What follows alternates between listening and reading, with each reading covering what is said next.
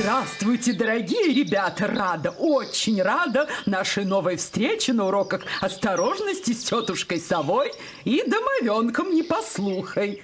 Здравствуйте, ребята! Сейчас мы поговорим об огне, вернее, о том, как важно знать и понимать ту опасность, которую несет в себе эта, как ее называют, стихия. Ребята, запомните хорошенько, играть со спичками категорически нельзя. Поэтому я и призываю вас хорошенько запомнить то, что игры и шутки с огнем всегда приводят к беде.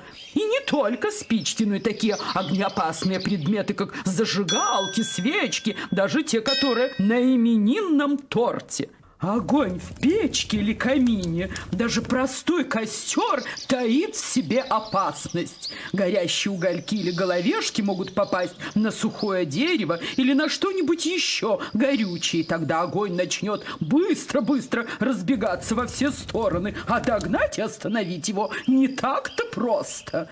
В квартире или доме этих горючих веществ очень много. И если, скажем, в лесу или во дворе можно от огня убежать, то дома, в замкнутом пространстве, выбраться порой бывает сложно, иногда даже невозможно. Представляете, если в доме пожар, а бежать некуда. Ужас, кошмар!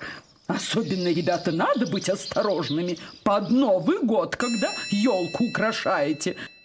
Помните, что зажигать настоящие свечи на елочке нельзя, как нельзя в доме устраивать фейерверки и взрывать петарды.